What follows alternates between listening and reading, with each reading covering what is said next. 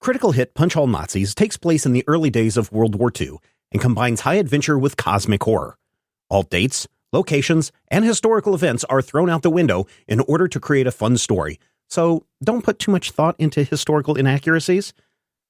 All accents are done poorly, but with love, and no disrespect is intended.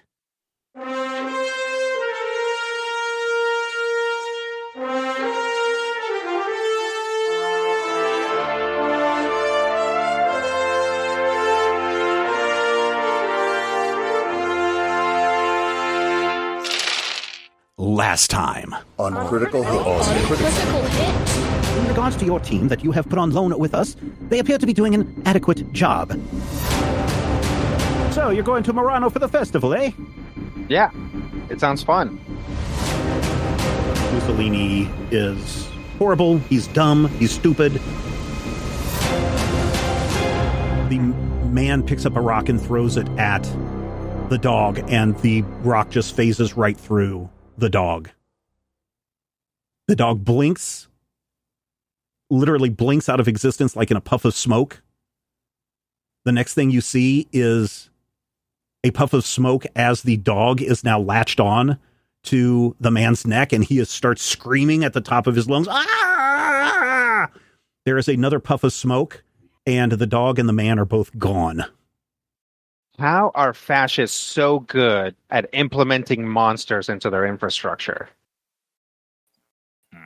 Like things like roll an insight plus academia. Okay. That was in character also. Okay. Also, the answer is fascists will always use weapons of mass destruction as long as it gets them where they want to go, while reasonable people realize that that violence and dangerous weapons are not always the answer. Yeah, they don't care about the human cost. Exactly. All right. So do any of us know anything about that blinking dog? That's a new one for me. Something that we've heard about or read about or anything? I wonder if Dr. West wrote about something. No, he would only write about bringing things back to life. It's probably a good time to get a call into the Brigadier anyway. Okay. So we'll give him a call and we'll see if him or our new French librarians know anything about this. Okay. Ring, ring, ring, ring. Oh, hello. Hello. I have several orders here. A burger for Johnson, a hot dog for Stevens, and a Franklin wanted a turkey.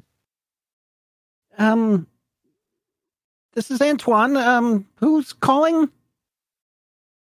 Oh, hey, this is Dutch. Oh, hello, Dutch. How are you? Is Valentino there? Yeah, would you like to talk to him? Oh, no, I mean, if he's not busy. Oh, no, he's not. Here you go, Valentino. It's Antoine.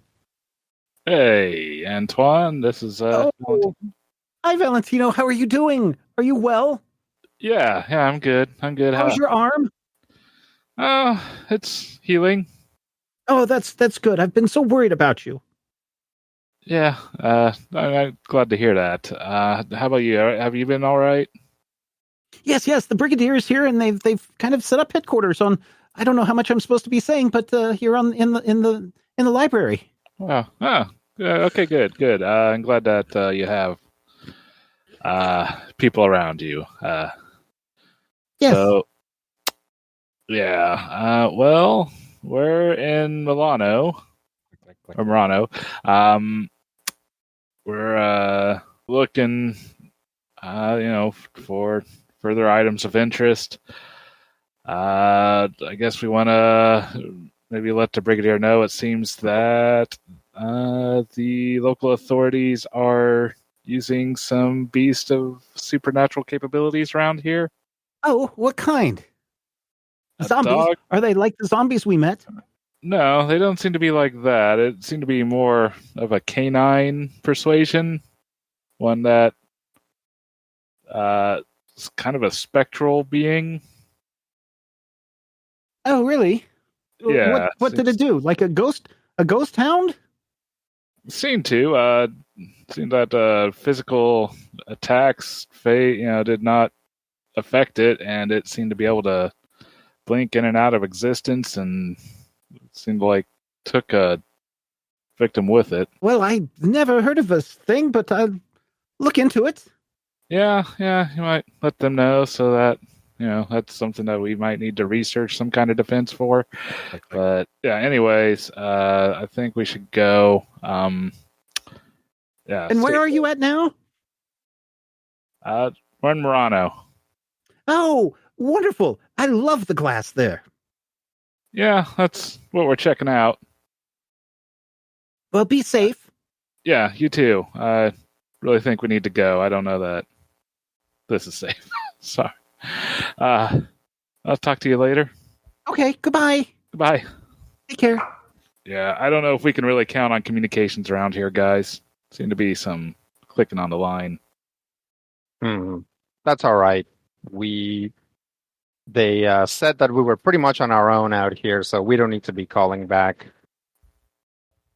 All right. Well, seems like we're already under some scrutiny. I hope we didn't set ourselves up for some kind of... You didn't say anything incriminating, did you? Well, yeah, I did mention the beast we just witnessed. Yeah, that's pretty bad if the people listening in are in on it. I guess it depends. If they're compartmentalized, right, then they might be like, oh, these people are weird and crazy. Yeah, we can hope. But okay, yeah, maybe we should consider finding a different place to bunk the next night. We stay here. Sure, we can check out tomorrow and try to find another place. Yeah. Let's sleep in shifts tonight. Let's not sleep too soundly in any case.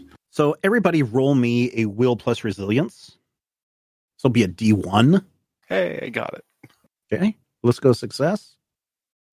Is this like a thing to stay awake, or is it like a this is a times? thing. This is a scary times nightmare fuel from your dog that you just saw.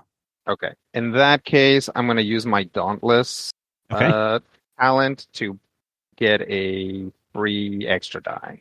Okay. Then, one success for Valentino. All right. You sleep fine. Blisco sleeps fine. Matthew sleeps like a log. Sure. somehow I only get one success on 3 You get dice. one success with 3 dice. But you also pass through the night without any night terrors from what you witnessed. Okay. Then you're able to wake up the next day. Let's check out, go somewhere else, and then head to the museum in Murano. And we might actually, I guess, we might as well try to get a stay in like Venice Island, right? Okay. Yep. Which will be a little closer. Yeah. So you arrive at a hotel at Venice Island. This is a very fancy hotel. Oh, hello.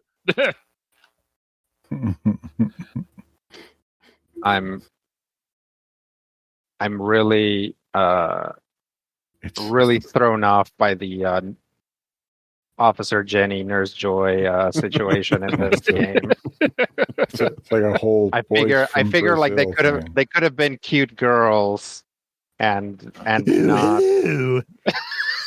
not like. Wait, was that okay? No, that was the cute girl. Like a higher register. Hello. Yeah. Okay. Hey there, sailor. Yep. No, I take it all back. This guy's fine. It's a whole Basil Fawlty. This is actually one of the nicest hotels on the Venice Island. This is where the wealthy stay. Okay. Yeah, we'll splurge for it. They'll never expect that. No. So they do give you a room, this time on the 3rd floor. There are elevators in this hotel. Okay.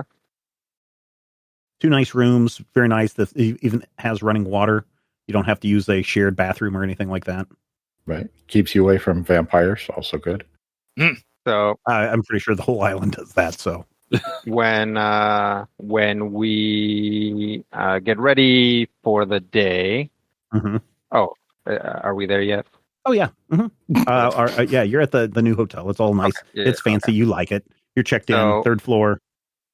Yep. So Dutch will, as usual, do his hair, comb through it, but then he'll take like a stray hair and like basically in his luggage, set down his comb and set the hair like carefully on it, Mm-hmm. and then Mm. close the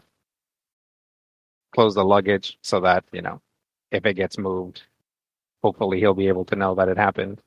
Okay. Spy tactics. Nice. And then he'll pull his second comb and stick it in his pocket. Good thing you have your backup prepared. pomade. Yep. I literally, like, my class ability is being able to pull stuff out like that. So, yeah, let's get going. So you make your way back down to the docks, and there's a motorboat there, different guy this time, who is willing to take you across to the island. He doesn't seem to be very talkative, but I suppose if you wanted to ask him questions, you could ask him questions. But he seems to be just like, get on board. That's fine. I will say before we leave that everyone bring their masks in Mhm. case we have to like blend into the into the party. I'll bring them both. I'll bring a hood in case I need to be giant and then asleep for a week. I mean, you can take a bag, you can take a shoulder bag with you and put it in there. Yeah, that's not a problem. Just gonna roll it up and stick it in my sleeves. Probably not. Hope it Not doesn't gonna bite fit. me. Yeah, it's not going to work that way. Well, Throw it in a Right. bag. also, you don't want it to accidentally poke you while it's in there. Yeah. And get activated. And then you arrive at the same dock that you did the day before on the island of Murano, or the islands of Murano. The festival banner is up. Welcome to the island of Murano, the Glass Festival, December 1st through December 15th, 1939. There are already at like 9, 10 a.m., there are already throngs of people packing the streets. They are, this is would be a Wednesday then. They are people wearing their masks. There's music playing, the smell of food all over the place. Yeah, it's kind of a repeat of the day before. Yeah, we'll hold down X to skip the whole musical cutscene this time around. Yeah, let's head for the museum. All right, you head to the museum. This museum is located in the middle of Murano. The museum is rather large. It sits on the grounds of the island. It's got a great, I don't know what you call it, a promenade or a front lawn. It's got a very large lawn. This is where all of the festival activities are taking place. This is a 2-story museum built in 1861 is when it was founded. It was originally built in the Gothic style, and it was the residence of Bishop Marco Gustian back in 1659. But he immediately, he bought it, but he had donated it to the church diocese. And then when the diocese was closed in 1805, it was sold to the Murano municipality, which then opened it up and turned it into a museum and archive. And then it became an official only museum in 1923, but it was really founded in 1861.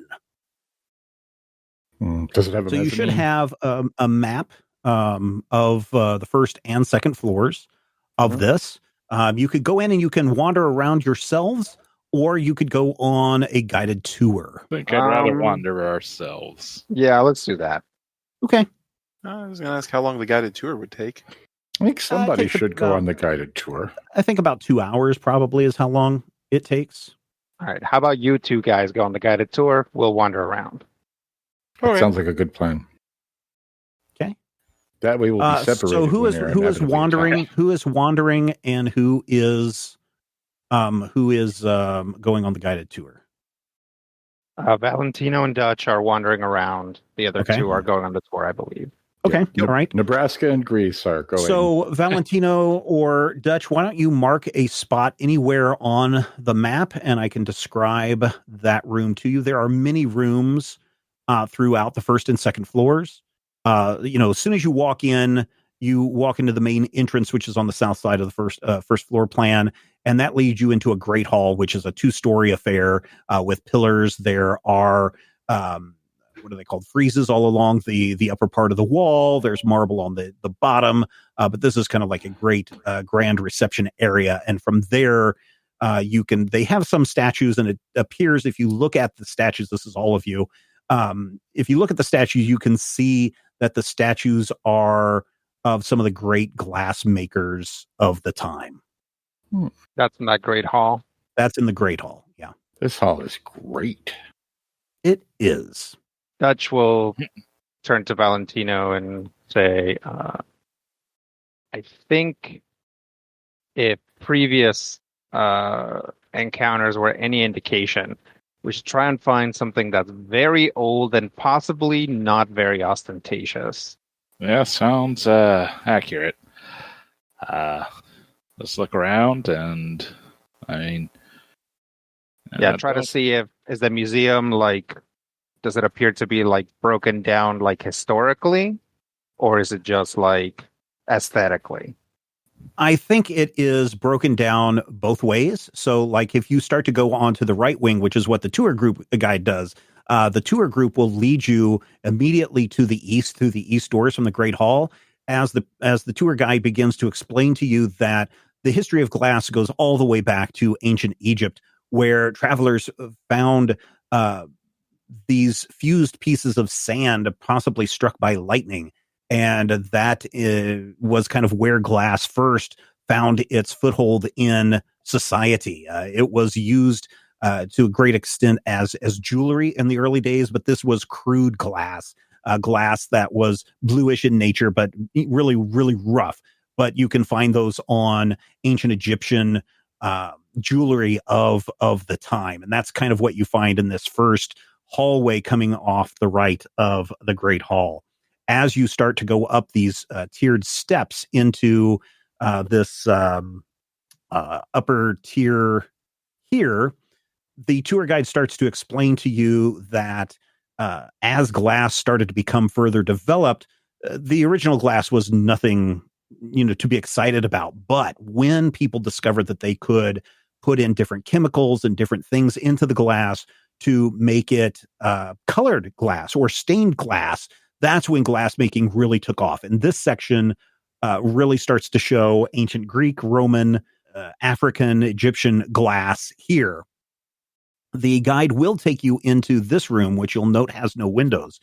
And she does tell you that, unfortunately, early colored glass, and really up until the 1700s, colored glass was not color fast, meaning that over time, UV rays of the sun faded the glass. So this is why there's not really great examples of stained glass throughout history. But this room contains some old Roman examples of glass where they've been able to keep it out of the light and keep it out of the direct sunlight. So it still maintains some of its color, but you can tell that at one point these vases and bowls and things would have been deep blues and purples, but now they're really faded, no longer cobalt blue, but more of a sky blue color over time. But this is really good examples of some early glass from early days. So that's on to the right side for those people taking the tour guide. So the right side is going to be more history.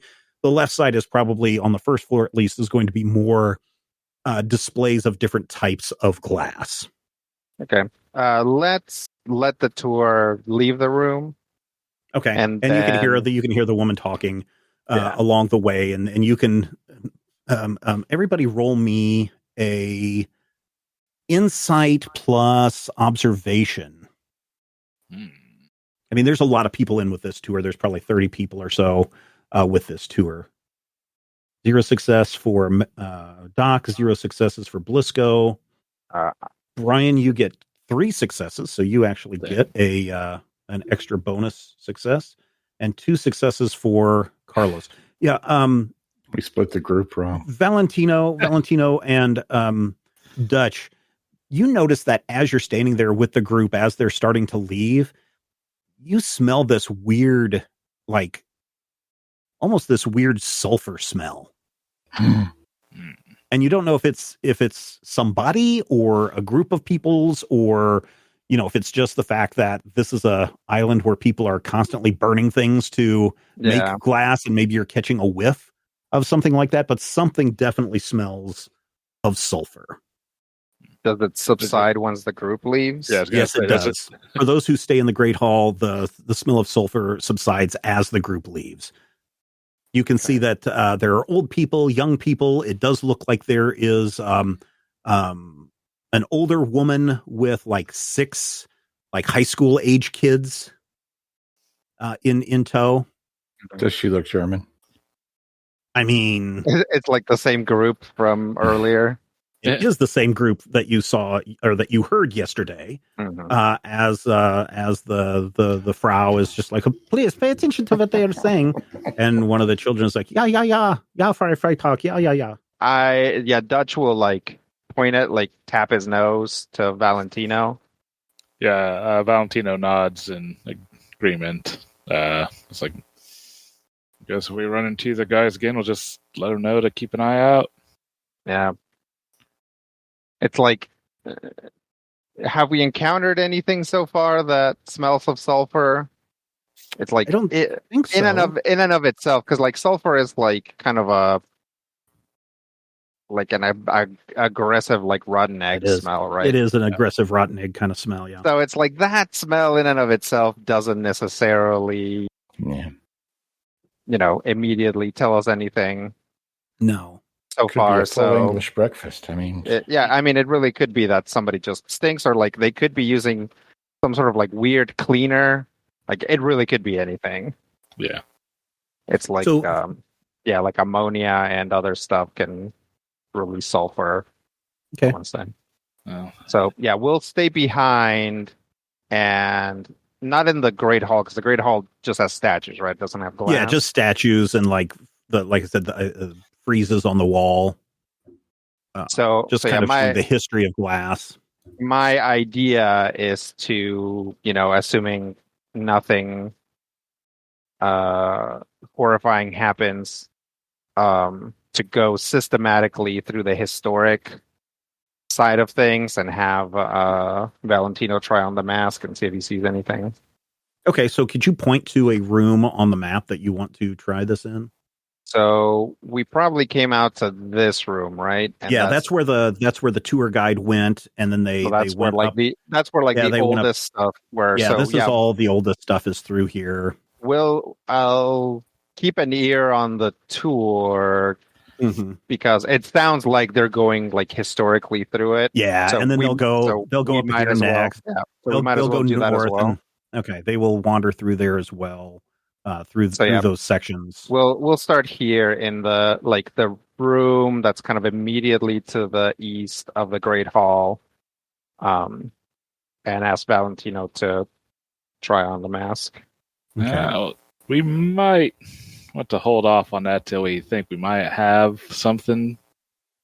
At least when I was wearing it the first time, it seemed like whatever connection seemed to fade after a while, so I'm not sure what it takes to... I see. All right. Well, okay. Then let's, I guess we'll just follow the tour until we see or hear something that seems to make sense. Yeah. My thought was, maybe we can find some sort of clue. I don't think that the mask is going to I don't think the mask is going to point out the orb to us. But it might let us see somebody who is around it. Potentially. Yeah. And then Valentino puts on the mask. It's over there. Maybe. It's that thing that like all games have now, right? Where you like press like the right trigger or something and everything goes dark except for the stuff that's like context relevant. Yeah. That you can like click on. Okay, so then we'll look for something more specific then. All right. So the tour, for those of you who are on the tour, you start to go up into the north corner. This main area, this grand hall that goes off the Great Hall towards the east on the map, that is basically just lit with available lights, like incandescent light bulbs. And that's because this is all the ancient glass and they don't want it to fade anymore. But as you start to move up into these other areas, especially areas that go along the outer walls of the museum has very, very large windows to allow as much light as possible to come in and interact with the glass. So as you're coming up into the northern section, the tour guide starts to explain about all of the different types of glass over time, and also starts to talk about how colors started to become into colored glass, and how that happened. The blue was obviously one of the first colors that they were incorporating into the glass. Even up to the 1640s, colored glass was very scarce, but especially when everyone started to come to Murano and people started realizing that they could use different metals and different oxides and different chemicals, they started to realize that they could make these colored glasses, even though they weren't specific or wouldn't last. Red was the favorite color that people wanted to use, but unfortunately it was the hardest color to get in the early days, because in order to make the red colored glass, you had to add gold into it, and gold was extremely precious and extremely rare. But even through the Renaissance, up until at least 1700s, they weren't able to get red glass that would be color fast. So anything that's more than 100 years old, the red glass would have faded completely. So as you're going through the museum and the person is taking you and showing you different, pitchers, glass pitchers and glass bowls and mosaic tiles and glass tiles, you can definitely tell that where there used to be red is now almost a faded pinkish, almost clear glass now. But you can still tell that is what the red would have been in that time. But they still have some fantastic pieces on display. A lot of pictures, a lot of bowls. You start to see a lot of jewelry pieces all throughout this section of the museum. I think we may be a little too engaged in the tour, actually. Yeah. We didn't see anything around us. Yeah, there's still that. You guys start to notice now too that there's this weird kind of smell of sulfur, and the German lady is telling the students, who of course are all dressed in brown shirts. She's kind of translating from the Italian, but you guys can kind of pick up on that. And sometimes she will say something in a broken English about this particular glass or this particular time period, and you can tell that when the tour guide says anything about big advancements in glass that didn't happen on the island of Murano, she seems to be spouting some weird propaganda about how German glass is the superior glass, and this piece right here that she points to a glass orb on a little pedestal is a perfect example of German glass making. Until the tour guide goes, no, I'm sorry, but that is that was made in 1680 right here on the island of Murano. I'm sorry, and it kind of embarrasses the German lady, and they continue onto their tour. An orb, you say? There's a lot of orbs. I mean, there's like crystal balls, there are glass balls, there's gazing balls, there's all sorts of things that you can see here in this museum. Okay. Are we looking specifically for an orb, or is my memory failing? We do want to find. Yep, it's a glass orb. That's how it was described to us. So there's a million orbs around, and the orbs. Yep. Orb after orb. We just have to find the orb that a carpenter would drink out of. Right. We'll look for the one made of wood. Yeah. Look for the glass orb made of wood. Yeah, glass orb made of wood. Makes perfect sense. Yeah, reasonable. I think we've moved on to a new phase. Yeah, we're in a different movie now. I recognize that. Yeah. We need to find different references. So I'm going to go with top secret. All right. But we don't have any specific description of the orb other than the fact that it is an orb, correct? I don't think that we do. It was described to us as a glass orb hidden by Antonio. Right. The rhyme itself, I don't think even refers to it as an orb. What power is it reputed to have again? This is the one that I think reveals secrets. Yes. So, Bug Eater, grab all the orbs you can and see if you can tell a lie. No, don't do that. Don't do that. No. But also, like, probably one of the orbs that is more easily see-through. Like, yeah, it's all glass, but like clear orbs. Yeah, something clear, something like maybe one that has like an eye motif or something where like there's clearly a you're supposed to look at it from you look at it from this direction, it's just like all swirly stuff. You look at it from this direction, you're like seeing through the swirly stuff. Okay. Well, so far you haven't seen anything like that. You've seen because you're moving through all of the glass colors.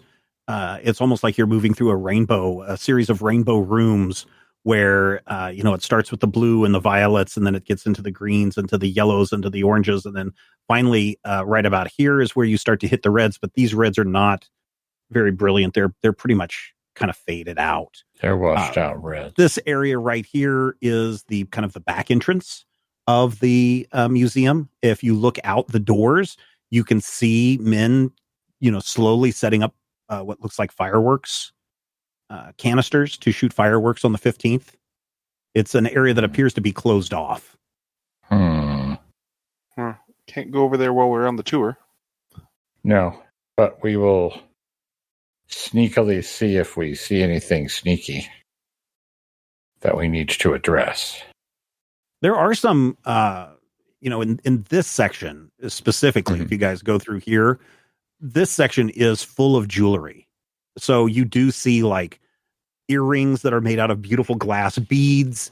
You see some stuff that could, I guess, look like an eye. That may be one interpretation of it, but you see necklaces, you see headdresses, you see some just beautiful, beautiful pieces of jewelry in this section of the museum.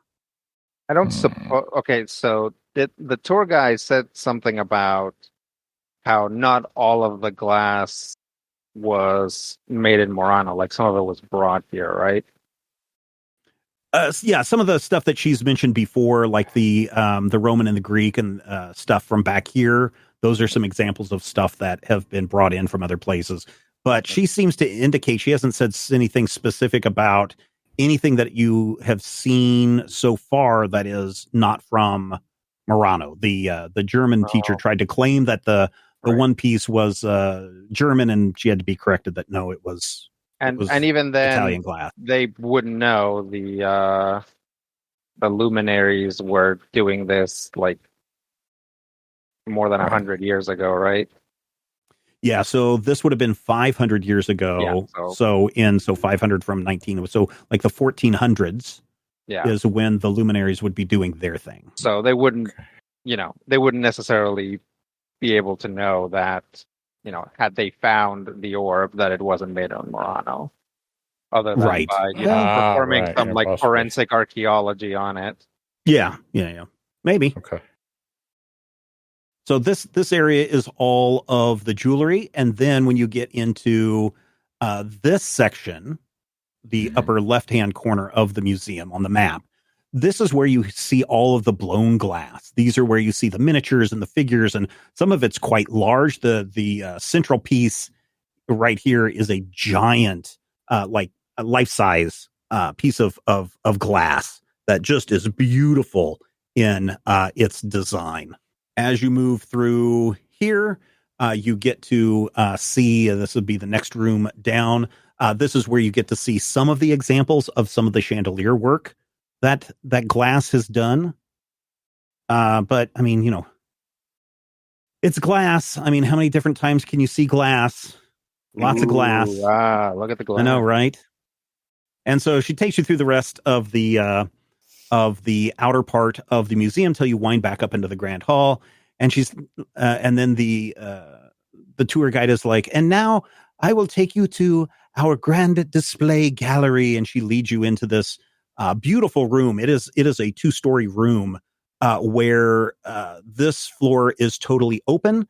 There's pillars around it, and then there is a kind of like a walkway on the second floor around it, but it is open all the way to the top, and there's a glass dome at the top, a glass window dome at the top. So light is just streaming in into this room, and all along the sides of the rooms, just picking up light from all the different angles, are just the most exquisite pieces of glass that you have seen in the entire tour. Now, there have been some impressive pieces, but this room is where apparently they are keeping the best of the glass. There are, swans with graceful necks that have been blown into these grand shapes. There are glasses. There are animals. There are pictures. There are delicate flowers that they have done. There are, again, crystal balls and orbs that are sitting on display. And in the center of the room, the tour guide says, and this is probably our most interesting piece that we have in the entirety of the museum. And it is a dark red glass orb.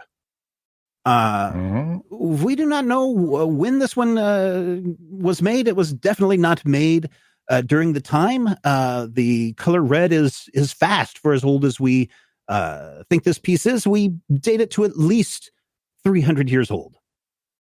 But we know that this was a piece not made here on the island, but it is such a grand, exquisite piece that we can't help but put it on display. And at that moment, you hear a crash, and you guys turn around, and there's just kind of a man standing in the corner. He looks kind of embarrassed because he has just knocked over a piece and shattered it on the ground. And you hear one of the schoolboys. I mean, I say boys. I mean, they're at least as old as you are. They're in their 18, 19-year-old boys and girls. Sure. Certainly that man should be punished. And then the teacher's like, no, none of that now.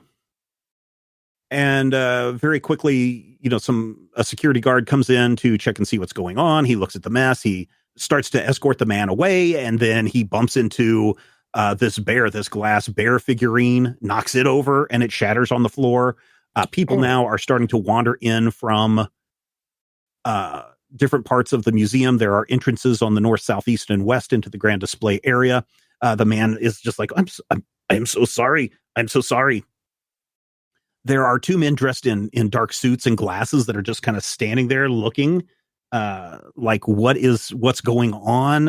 A child comes in and starts to giggle and starts to reach up like she also wants to knock down the glass, and the mother quickly grabs the arm. It's like, no, you can't do that.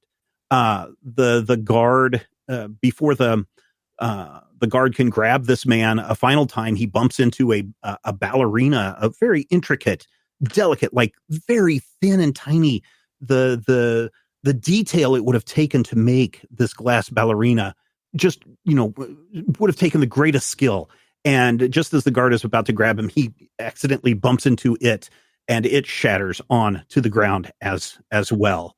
You can hear some people gasping, and somebody just like, oh my gosh, I can't believe this is happening.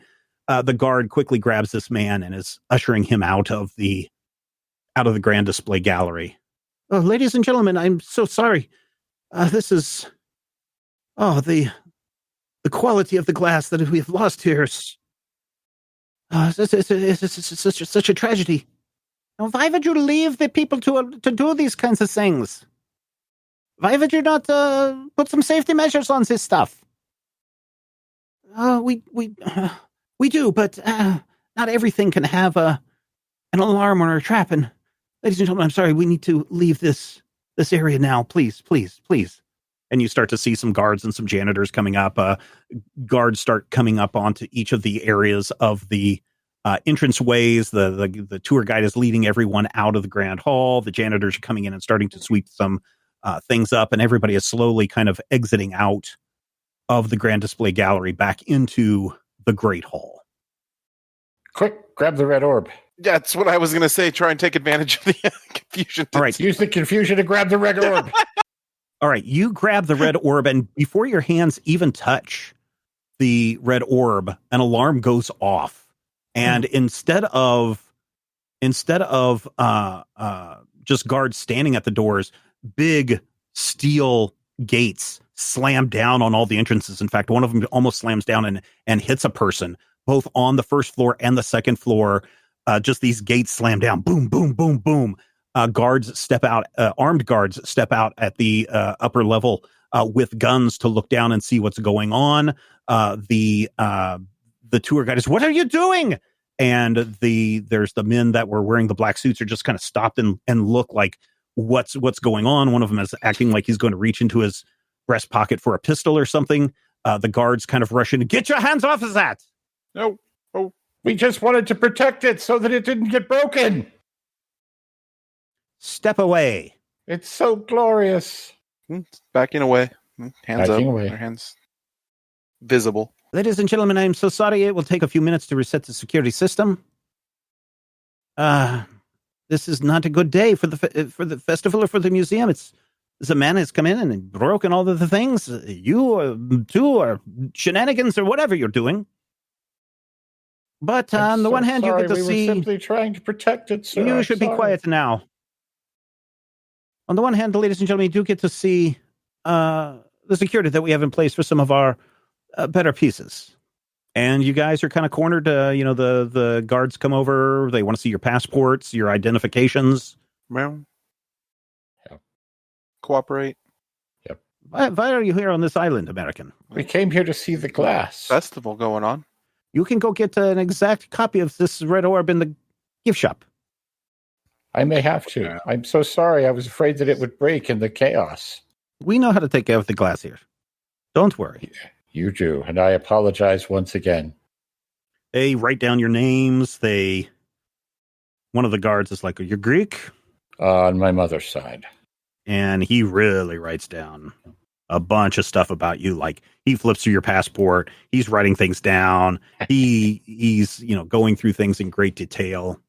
And then sure enough, after about 10 minutes, these heavy iron gates, they're like steel gates, bars, slowly start to retract back up into the ceiling, both on the first floor and the second floor. The armed guards start to step away as they are leading people out. The guards that are dealing with you, Blisco, and you, Doc, don't frog march you out, but they forcibly escort you out of the building. Mm-hmm. And kind of give you a stern look as they give you a hard kind of shove, not down the steps, but towards the steps. Yeah. You did not get to go to the gift shop, Doc. Do they have guns? The guards? Oh, yes. Okay. I mean, these pieces, while they are delicate and intricate and beautiful, some of these pieces are worth hundreds of thousands of 1930s monies. Right. And in today's monies, they would be worth maybe tens of millions of monies. Right. So you have to ask yourself, how did that schmuck get in there and start breaking stuff? Well, I think he was just bumped into it, and then he got freaked out, and then kept bumping into things and knocking them over. Or was he a Nazi spy? I don't know. He's standing over there on the edge of the steps if you want to go talk to him. Yeah, go talk to him. Excuse me, sir. He slowly turns and stares at you. Sprechen Sie English? He just stares at you. Do you understand me? He looks around, gives you a nod. Are you all right? He gives you a nod. What happened in there? He looks around and then walks off very quickly. Yeah, this is all sus. Does everybody get escorted out of the... No, the two that are... I mean, everybody is escorted out of the Grand Display Gallery because it has to be closed down and cleaned up from the mess that was made. Blisco and Doc were escorted forcibly out of the building. The rest of you are in the Great Hall. Okay.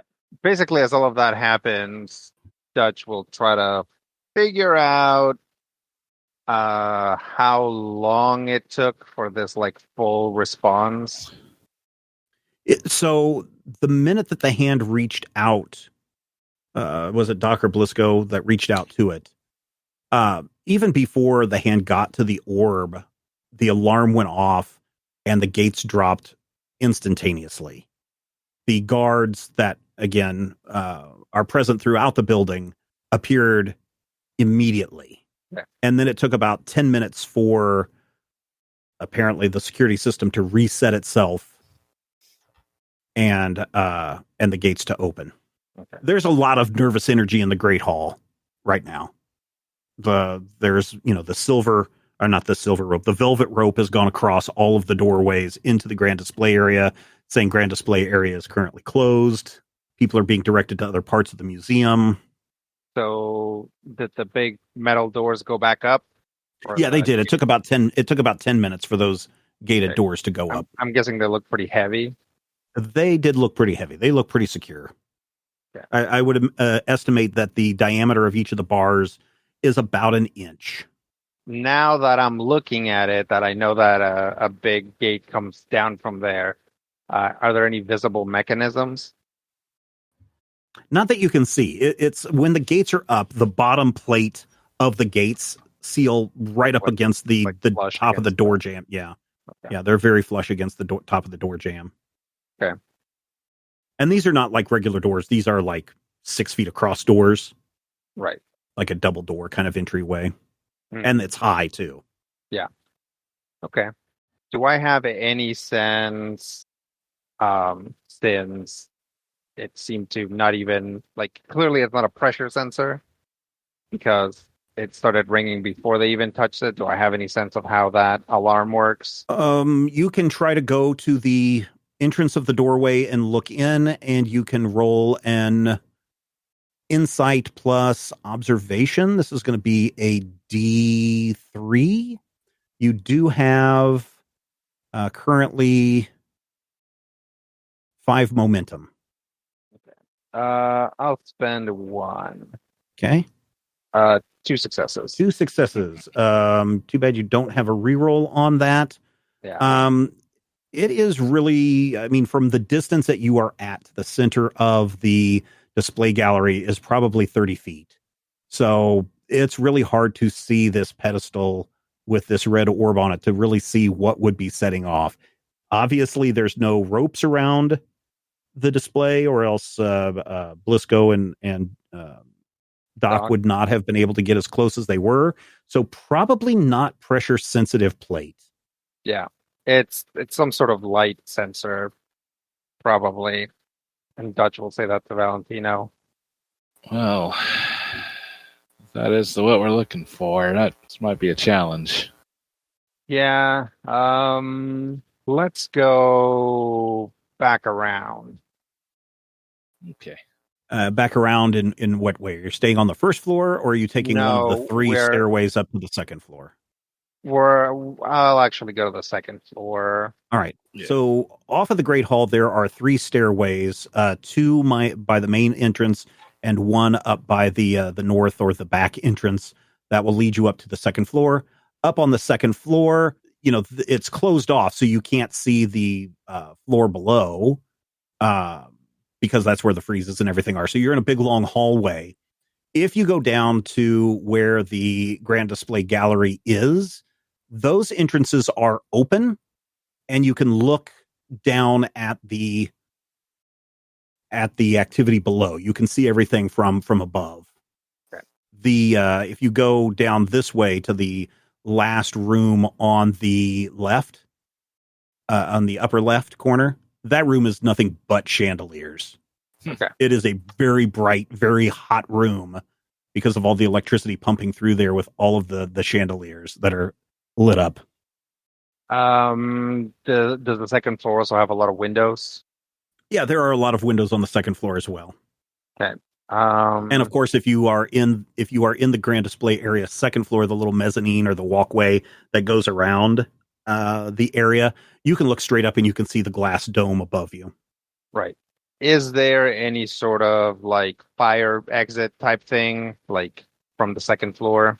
No, there are, in case of emergency kind of things, the stairs are this way, and the stairs are very big. It's not like they're Right. like house stairs. These are like big museum stairs.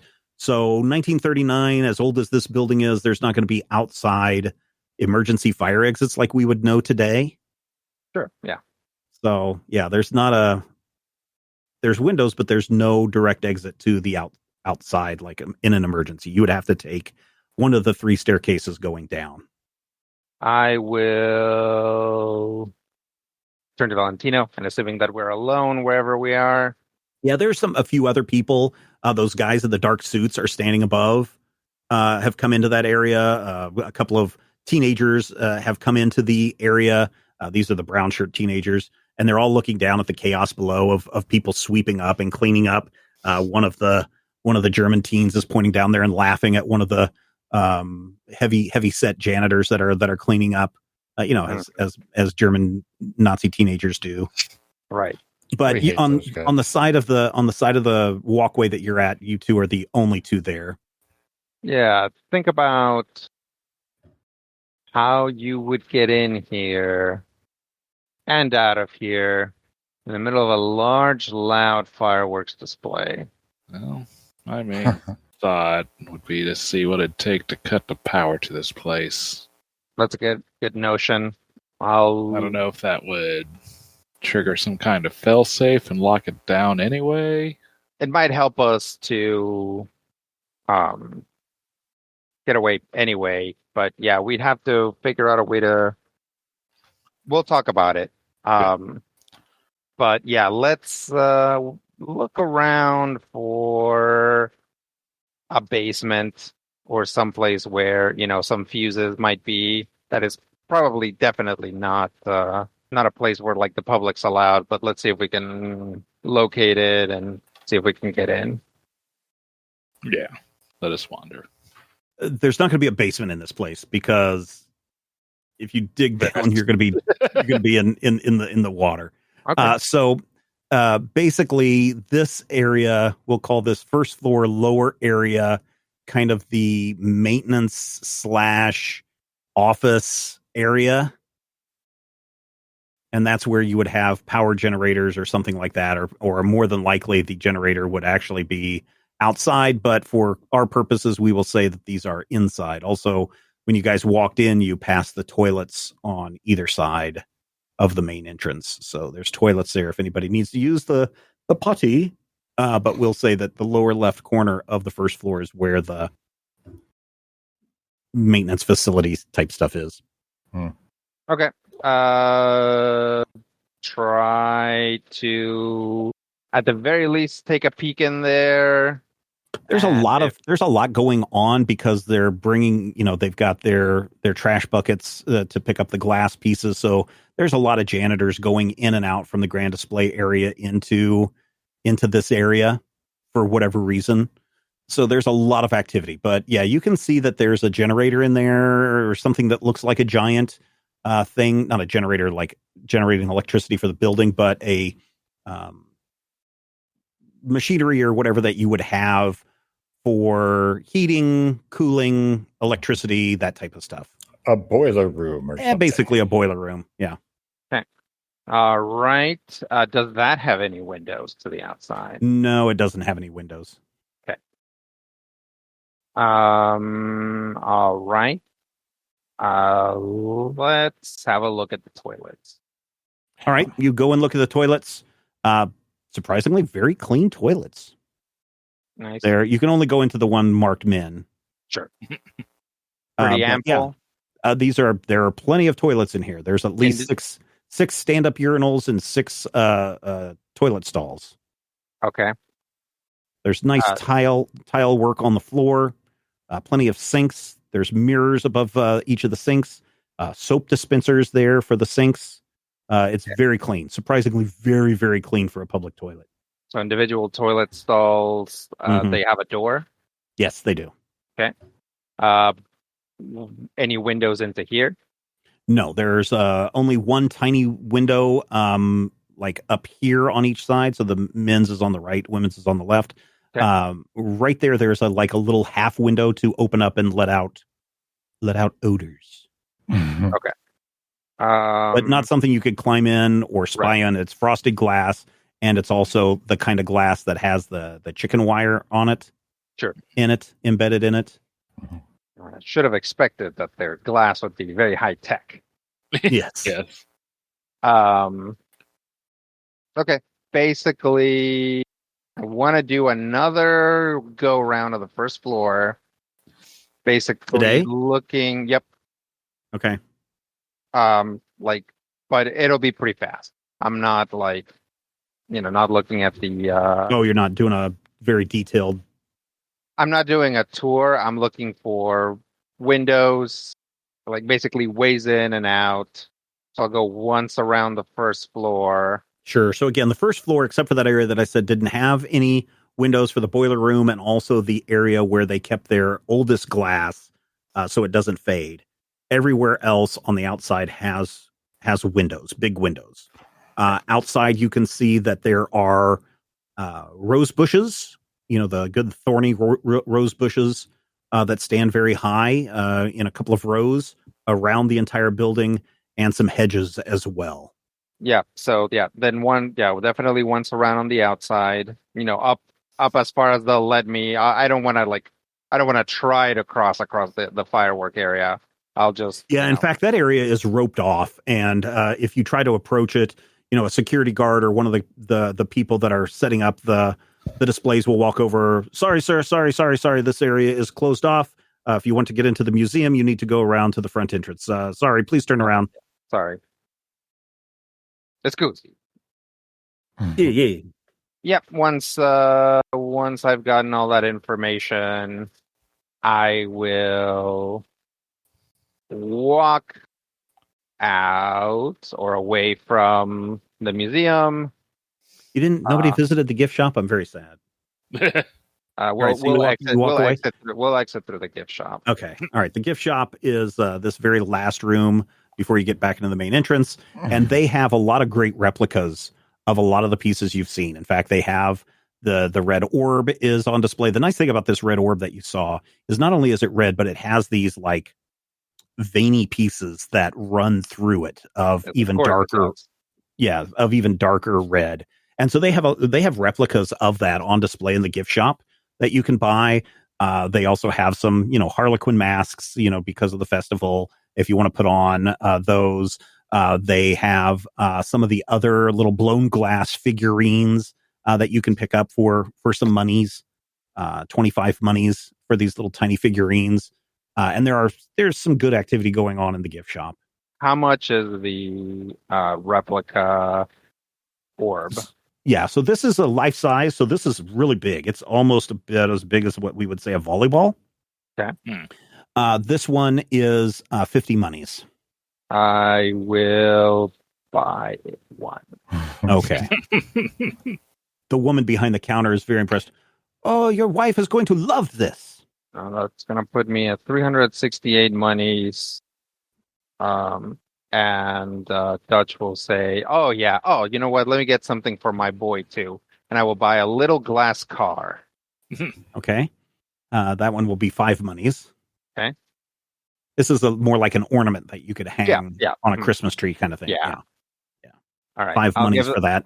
You should gift wrap to them for you. Yep. I'll give that to Blisco when we come out. Valentino, did you do anything? You just followed Dutch around the entire time? Yeah, I think I largely just followed him around. Okay. Seeing if there'd be anything else that would leap out to me as notable information that maybe how many guards I count as we make our rounds to. Sure. So on the first floor, you counted at least 8 guards that you could see. On the second floor, there's probably, because you guys didn't explore the entire second floor, you saw probably 3 or 4 guards on the left side of the second floor. The right side of the second floor did look like there were maybe some exhibits, but a lot of it looked like offices. So there was at least a dozen guards at the museum. Okay. So you guys go exit the museum, and sitting on the steps, there's one Blisco and one Doc. Saying pinnacle. I will walk right past them and just completely ignore them. Pretend we don't know each other. Yep. And then go someplace basically very clearly round a corner and then just hang out there for a while. Like at a cafe, or is this a sure, but a bench, or... cafe that where there's not like a direct line of sight to the museum. Oh, sure. So yeah, you go basically 2 blocks down west from the museum, and there's a nice little cafe. It's a dark cafe. You go in, and there's a bar where people can sit at the bar, and then there are booths. Sitting at the bar are the German children and the German teacher. Of course. Back in the back, you can see 2 men dressed in black suits with black sunglasses. I don't know why they're wearing sunglasses inside, but they are. And then there are 2 booths close to the front of the cafe that you can go and sit down at. Okay. Yeah, what can I get you? I'll have a coffee. Yeah, great. Excellent choice. Coffee. This is all I make all day is coffee. Thank you. And he goes wandering away and comes back a few minutes later, like he was hoping that you were going to get something else, but he puts it down and let me know if you need anything else. And he kind of walks away a little dejected. He's now busy pumping malts for the German children's. Yeah, Freitag. This is very good. Yeah, I hope today you learned something at the museum that there's good securities everywhere, and a good secure homeland is the way we keep our country safe. Should we maybe go find somewhere less crowded? Did you say less crowded? Wow, Brian. Oh, Brian, how could you? Looking for someplace just maybe more blue collar, less brown shirt. Okay. So you pay the bill. The guy's like, You guys leave and you find another restaurant. This one's more of they have outside tables that you can sit at, but it's more of a restaurant than a cafe malt shop kind of thing. Yeah, sure. So we're out of sight from that place. Oh, you want to be out of sight from the cafe that you just left? Yeah, basically, I want to pop back out onto that main drag, and when Valentino comes out, I'll be like, "Hey, let's go this way instead," and like very broadly point to it, so that Doc and Blisco know to go that way. You got any 4s, Blisco? Oh, yeah, let's roll. Matthew and Blisco, please roll observation plus insight to see if you're paying attention. Of course we're paying attention. You were playing Pinochle. Badly. That was not what you were supposed to roll. I have no idea what I just rolled. Whoa. Yeah. I think you just fat-fingered the slash. Yeah, that last slash is what did it. Stracal! Nope, Okay, so neither of us is just- paying attention. So you guys were too busy boy. playing cards to notice where these guys went. That's hurtful. I feel like you guys were saying you're playing cards. I feel like I said nothing. Professionals. We're professionals. We'll just hang out at this restaurant until those guys get hungry. Rob, would you like to roll for Rumbly Tumblies? What was the roll again? I think, what did we say? I think we said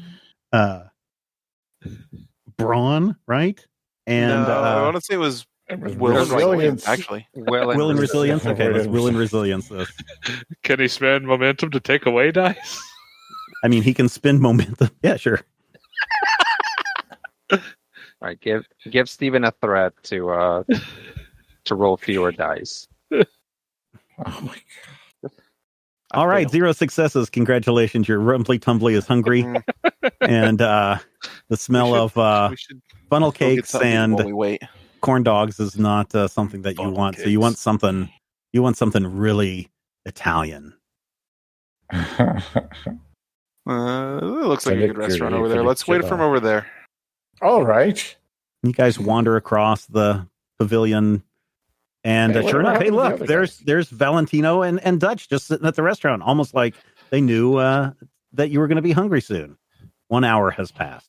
Yeah, that's all right. It gives these guys, like, it gives us time to like bust out a napkin and start drawing like a floor plan. Yeah. While you are waiting for Blisco and Doc to come over, you do see that exiting out of the cafe that you were at. You see the Frau Freitag and the 6 brown shirts exit and go about their way in the hour, and then you see the 2 black suits exit and head back towards the museum. And then finally Doc and Blisco show up. They look hungry. Well, that's okay. I ordered calamari for the table. Excellent choice. There's a plate of squid waiting for you, Matthew. Good. That orb is our best bet right now. But when you guys actually managed to touch it, right? No, I don't believe you didn't. Yeah. Okay. All right. It was almost gates came down as soon as I started to reach for it. Yeah, and that tells us a few things, but I'm no expert at this sort of thing. So here's what I'm thinking.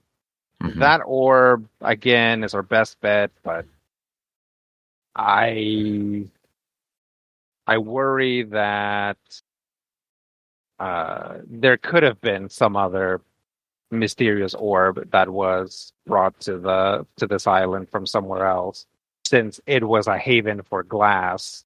I mean, did we try hawking Tay to any Ostigays? Well, we should definitely, at this point, do that somewhere. Maybe we can find a cemetery here, or maybe we can try and get back into the grand display gallery some other time and do it. You think they're just going to open it up, the gallery, later? Because we could just. Oh, I'm sure after they clean it up, they'll open it back up. Yeah. So they just don't want anybody to cut themselves. So, given our general MO, I don't think that we will be able to sneak in and out. Assuming, again, just making the assumption that is in fact what we want. We're probably not going to be able to sneak in and out without raising any sort of alarm, either literally or figuratively. So, how many days until the fireworks? Today is the 6th, and the fireworks are on the 15th. So 9 days until the fireworks. Next Friday. Okay. So we can try to use those as cover. The place is going to be packed, so it might be difficult to do the initial break-in, but I feel like the getaway will be a lot easier if we just throw on some masks and try to blend into the crowd. You wonder if an event of this size might not have them, I don't know, hiring temporary personnel, say, good-looking young men to escort people back and forth or to assist with setting up of fireworks. We can definitely look into that, but right now, because they got to look at you, and technically us, but definitely you, we definitely need to lay low for at least a day, I would say. Yeah, they so the security guards really, to be honest, Dutch, weren't really paying attention to you or to Valentino, unless they were looking at Valentino because it's like, hey, is that the movie star Cary Grant? But otherwise they were really shaking down Blisco and Doc. Yeah, so that's helpful on its own. Here's what I think we should do. Sometime, let me write down this list as I go. Okay. I will also write it down with you. Okay. So one thing we need to do between now and then is watch the museum like all day to get a feel of the guard rotations. Mm-hmm. Sounds good to me. We also need to try and get in there. Get in there in which way? Like just go into the museum when it's open or closed or what? Try to get in there in any way. So when it's open, or if we find a way in when it's not open, and scope out ghosts. Yeah, I think we need confirmation before we get too heavy into this. This is, again, we can try to we need to figure out that security system. In parentheses, a way to break it. So we need to figure out basically if we can do something as simple as just stick something under that gate, and if so, how to get something in that can take the pressure of that gate so that we can sneak underneath it. Double, ideally, a way to just turn it off, which also ideally get into that back room that's actually in the front, and see if the security system is monitored and or controlled from there. All right. And we just need to do this, stagger this in such a way we've got lots of time so that we don't raise further suspicion. Which means the two of you are probably, at least for the early part of this, going to be not benched, but definitely if, say, we decide that we want to scope out the guard rotations, while we also go in and try to scope out some ghosts. We will probably have you guys at a cafe outside of the museum all day, as opposed to possibly wearing your masks, as opposed to going in. So you two don't go in unless you absolutely need to. The waiter comes back out with more calamari. This restaurant has bottomless calamari. Prego. Wait, which one's Prego? That's not the good one. Sorry, Prego. You had your chance to sponsor this show, and you didn't. Now face our wrath. This show brought to you by vodka sauce. Vodka sauce. Why is vodka Italian food? Who knows?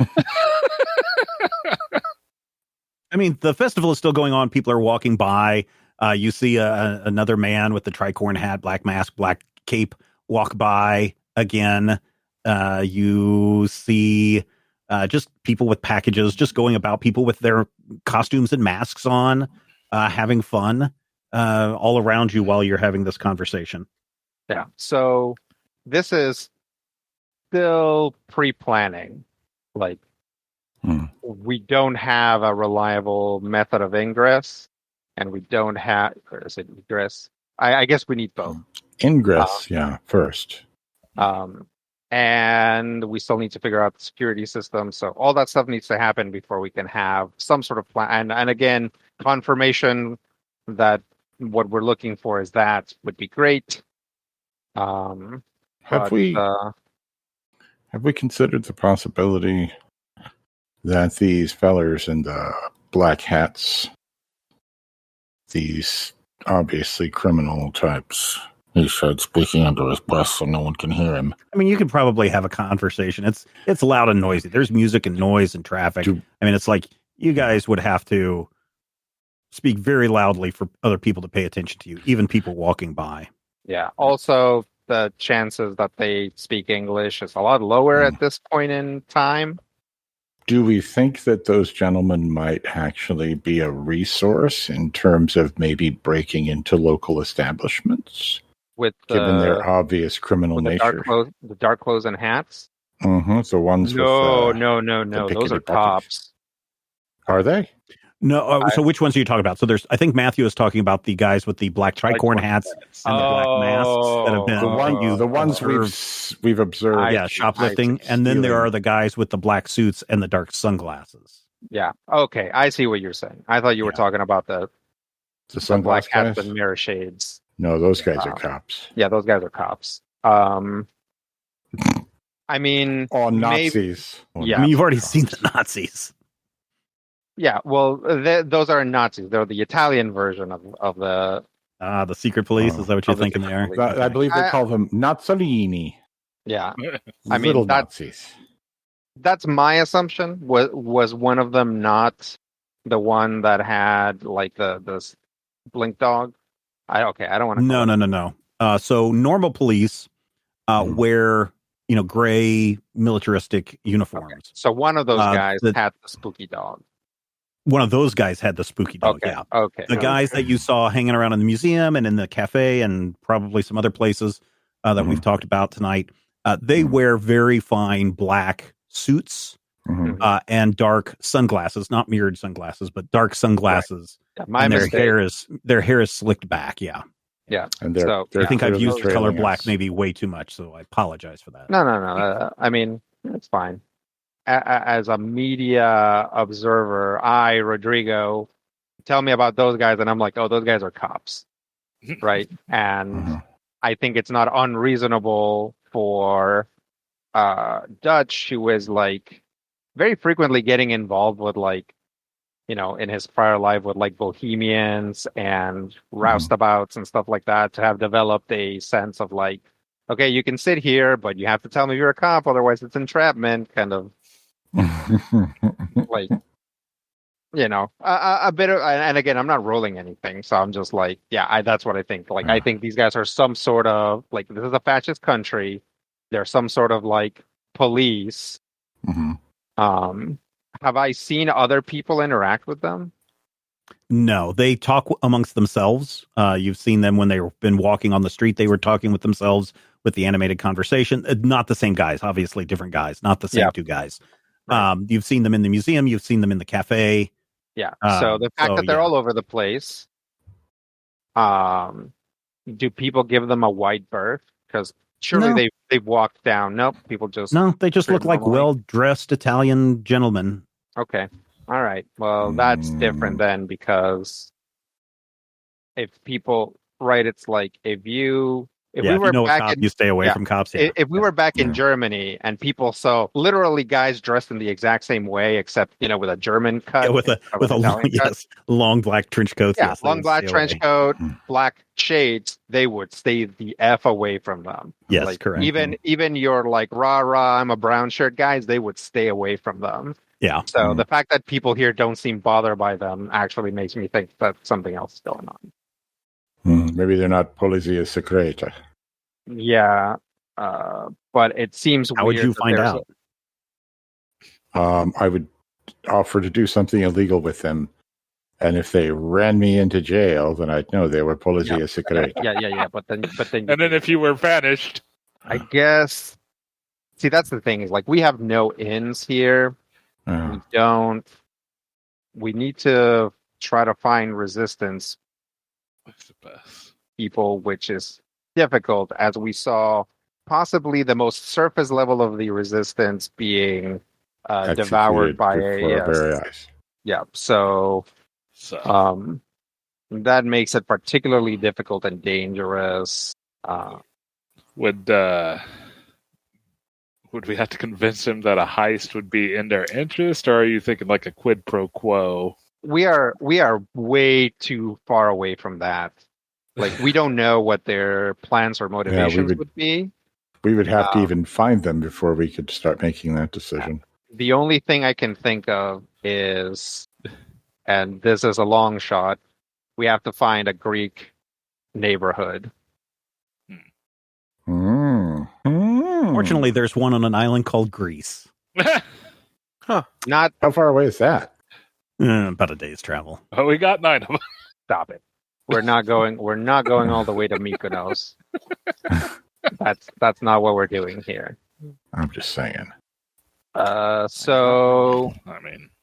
Anyway, I think for safety's sake, we should stay away from those guys. From the resistance? No, from the well manicured. Oh, the well dressed. Okay. Yeah. Guys, the well dressed. If we find a way to figure out who they are, by all means. Again, we're very early on in this stage. There's a lot of stuff we don't know yet. And plus, we're terrible at making plans even when we have the information. So, I mean, that's not necessarily true. I think what ends up happening is, A, we either never get all the information, or B, something forces our hand, right? Like no plan survives contact. We had lots of plans when we got to Paris, but yes, the opposition was already moving, and they may already be moving here as well. So we just have to figure it out. That's another thing is, Germany is pretty chummy with Italy right now. So they may be allowed to operate in some ways, but given the party line of the glorious Roman history of Italy, I find it unlikely that they would be willing to part with an artifact as a matter of course. So it's possible that the opposition is also having a tough time penetrating this situation, but we'll see. Okay. If there's nothing else, then it's late afternoon. Yeah, I believe the next, for now, let's return to our hotel rooms. The next step is to spend tomorrow watching guard rotations or security guard rotations and trying to get in there and see if we can see something with special sight. And we'll continue to formulate the plan from there. When we were in the museum, was there people with the festival get-ups on? Some people were, but it was kind of encouraged for people not to wear their masks inside. So, if people were, they took off their mask, but if they were wearing like a domino mask, that would be fine. People could leave that on. But something that covers full faces would be kind of frowned upon. I see. Might be another complication. Well, that's fine. We can buy you another mask on the way out. But, yep, I think it'll be a situation of us having to get up to it and you whip out your mask and see if you can see anything then. Sounds good. Okay. One more plate of squid and then let's go back to the... Nom nom nom nom nom nom nom. So fresh. It is the best, freshest calamari that you have had in a long time, and maybe some of you have never had calamari before. Blisco, what do you think of these squid or octopus? A little chewy. Does it have a squid ink sauce? No, they're not that fancy. A little chewy, but when in Rome. Really? Nice. I've been trying not to say that for a whole episode. Good. That was good. He had that was good. Boo. If I'd have said that, Steven would be booing me. That's all. Yeah. No. And? Well, would you like to try it and see what happens? Oh, no. Please. Gosh, Lucy, I'm sure you'll hold the football this time. Yeah. It's a signed document, you guys. So yeah, after we're done eating, we'll head back to the hotel. All right. You take another boat. Out. You take another boat across the lagoon back into the island of Venice. Make your way back to your hotel. Lots of tourists here, especially a lot of people like to go to the plaza area where the tower and everything is. It's great. There's a festive feeling in the air even on this island, and it could just be because it is the holiday time. But there's a lot of people out and about when you get back. It's late afternoon when you arrive back onto the island of Venice. Do we spot any of those well-dressed men in Venice? Roll me an observation plus insight. Yeah, let me do that. And D1. Not Brian, who is good at this. Well, I mean, you're the one that brought it up, but I suppose anybody could roll it. Yeah, I know, but I'm the one who's bringing everything up. Yeah. That's fair. Well, once again, I'm rolling against an 11. Always. How are we doing on... You have 4 momentum. I'll take a momentum. All right. 2 successes. 2 successes. Very good. You get that momentum back because it was only a D1. Yeah, every once in a while, you'll see these men in these very well-tailored black suits walking around with black sunglasses, dark sunglasses, usually in pairs. And they seem to always be talking somewhat intently amongst themselves. But again, not what language? Like really the same guys, just... It's not the same guys, but, same kind of haircut, and same again, kind of clothing. Again, people seem to just like casually walk by them. Yeah, like these are just dudes. Okay. Man, it's like just the like really trendy cast. Yeah, I mean you're in Italy, man. The center of fashion. I mean, yeah, no, I get it. Yeah, I mean, but they're not. I don't because Dutch hates Italy, but yeah, I do want to stress that these are not the same people. Yeah, they're just like different guys every time. Yes. Well, I mean that in and of itself is a thing, right? It's like there are enough of these guys going around that if you look at a couple crowds, you'll spot 2 of them. Probably in large crowds, you're going to at least spot a pair. Yes. So far throughout the day, both on the island of Murano and now in Venice, you have probably seen 6 pair of these guys. Yeah. Of these people. And they don't look like clones or anything. No, I said they don't. They look like regular people. Like they different don't look guys alike. every time. Fashion victims. Yeah. Okay. I mean, and if they're not like doing anything weird, other than just gesticulating while they talk, which everybody does here, then I mean that's a data point. I'm not sure what the deal is. But Dutch is just going to straight out ask a random local if they even registered them. Yeah. Hey, what's with the guys in the suits? Yeah, it's like people still interact with them, right? Like sure, like pull the door when open you were for at the them, or when you were at the cafe, when you were briefly at the cafe, they were drinking, taking their orders and stuff. Yeah, okay. Yeah. So it's not like people are avoiding them. It's not like people don't see them. They're just dudes on the street. Okay. Also, if your guys are hanging out in the plaza, you do see Rough Rytalk and the brown shirts walk through the plaza, and people do give them a wide berth. Sure. Yeah, you also smell a little bit of sulfur in the air too. That's weird. Brown shirts. Yeah, the only thing creepier than Nazis is like baby Nazis. Right. Yeah, these aren't like 10-year-old brown shirts. These are like I said, 18, 19-year-old brown shirts. Like possibly the maximum creep factor would be like if they were 10. They all have blonde hair, and they all, if you were to say, do these brown shirts look alike? Yes, they look almost exactly alike. Blue they're eyes, they're Aryan. Yes, yellow blonde hair, all cut to the exact same way. The girls all have their hair cut the exact same way. Their clothes are pressed. They are 3 and 3. Yeah, 3 boys, 3 girls, and then the teacher lady. Oh, geez, it's the children of the damned. Have we all heard them speak the teacher's name? I mean, they've said it a couple of times in the museum. If you were all grouped together, yeah. Well, okay. Because Doc just had a thought about Herr Montag and Herr Dienstag, and how Freitag is also a day of the week. Do we think that's coincidence? This woman is following us around, you guys. Is she? I think she tends to already be where we're going, which I suppose that's even scarier. It's even scarier if it's not a coincidence. We're going to the festival.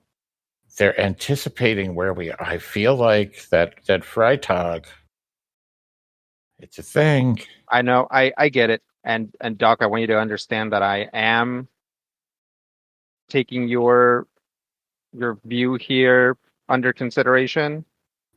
What would you say we should do about it? We should watch her. Do they smell weird to you guys? They smell weird, but there was a weird There was a scent in weird the museum. smell. Yeah, I don't know if... Oh, I think it's them. I think it's them. Because I just caught another whiff all the way out here in the island, so that seems Kind of a brimstone. right, Steven? Yeah, you smelled the sulfur. Yeah. Sort of, sulfuric smell. What smells like sulfur? Could they be carrying explosives? Are they Nazi spies? I mean, they could be. I wouldn't put it past them to use children. But you're right. We should keep an eye on them, if for no other reason that if they ever spot us doing anything, they're certainly going to blow the whistle on us. Also a good point. Oh, most definitely. So, yeah, let's by all means keep an eye on them. All right, so we'll head back to the hotel. All right, so you head back to the hotel. It's fairly uneventful. Again, lots of people crowding the streets. There are, as you know, tourists will stay on the island, so that's not a problem. That's why you're staying at the fancy hotel. It does have a restaurant on the first floor if you decide that you want to eat anything, but your rooms are on the third floor if you decide to go to your rooms. Did we this place is fancy. Do we have like separate rooms, or you can share two rooms? Okay. Oh, actually, how about we do this? Your room is one of those that is fancy enough that there is a suite. Yeah, so you have a main common area, and then there are two double rooms off of the main common area. Schmancy. Ice love a suite. Yes. Yeah, they do. They do. Everybody roll a observation plus insight for me. Okay. Oh boy. Oh, dang. Hey, I got one. Hey, I got one too. Nothing. Carlos, you walk in and you are either so offended by the Venetian stylings of your room, or you're just so tired from the day of having to deal with two guys who had to almost get arrested that you notice nothing when you come in to the room. Everyone else, when you enter the room, you notice that nothing has been touched in your rooms. Oh, good. It's a high-class place. Like Dutch, opens his bag and pulls out his comb, and he's like, I forgot to check if the hair was still on there. Oh, well, who cares? I'm so tired of dealing with Italians all day. Went to the trouble of setting it all up. Well, hopefully you were carrying it with you all day, so it should be. Yes, it is. Part was putting it on the inside. All right, so tomorrow, let's... Valentino, I don't suppose you have any insight as to whether doing this during the day or at night would matter for your mask. No. I mean, was it day or night when we did it? No. We haven't, because there seems to be some sort of limit to it. That's one. And two, when Valentino put it on, the only spirits he saw were the spirits of the luminaries. The luminaries. Now, it would stand to reason that he would have also potentially seen snake ghosts, unless they don't leave ghosts behind, right? Or the ghosts of prior adventurers that have tried to get into the area. So we don't know if this is just the thing that lets us speak to all ghosts or specific ghosts. Or at the limits with the ghosts. Or what the limits are, or if the ghost can then, do something to him.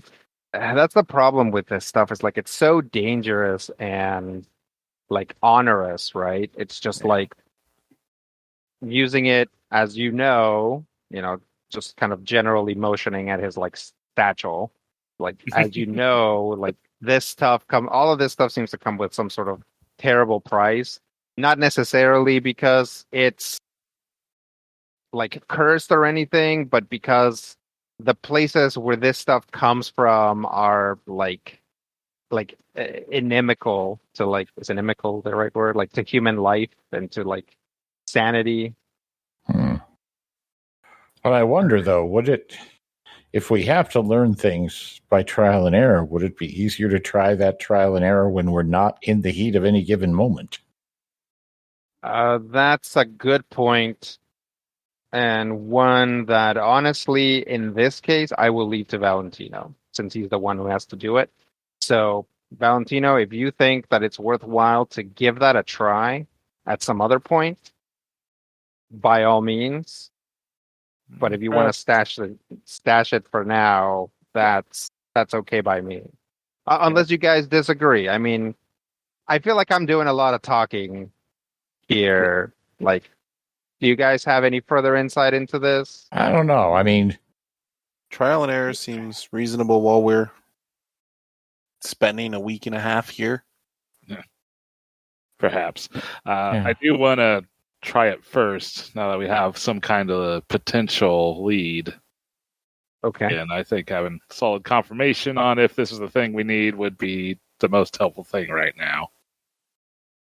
Okay. We can keep talking about this. I get it seems like we have a split vote here. So you're not going to try it on now, Brian? No, not now. Okay. All right. But you do want to try it on near the museum. Yeah, near that door. Okay. Let's why break the routine now? Let's sleep in shifts again. Yeah. I mean, I don't know what time it is, but by the time we're gonna get to sleep. Oh, by the time you guys have back to your hotel, and by the time you've had your long conversations and had a short drink to end the day, it's you guys could go to bed. It's 8:30. There's nothing on television. We're nothing I can understand anyway. Television doesn't exist right now. Sorry, that's a communication major joke right there. I thought it was funny, Stephen. Oh, thank you. I'm laughing. Thank you. We've got an early day because we want to get on those guard rotations. So, yep, we'll turn in early. All right. So everybody turns in for the night.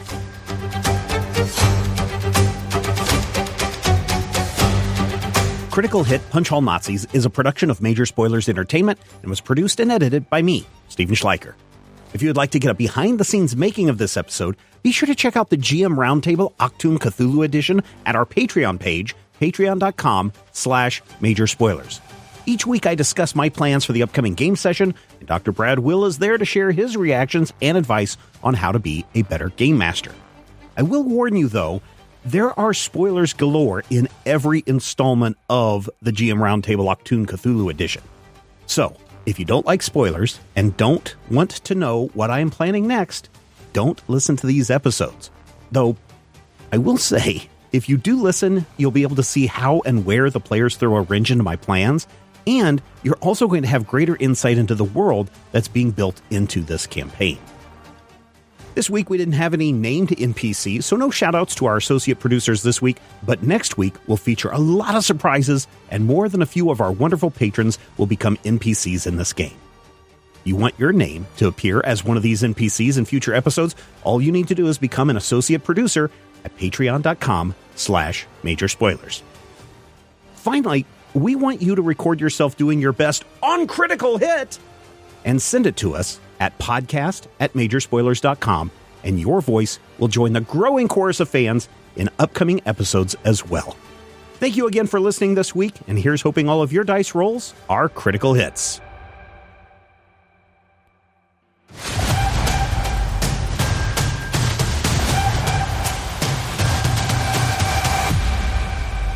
This podcast is copyright 2023 by Major Spoilers Entertainment, LLC.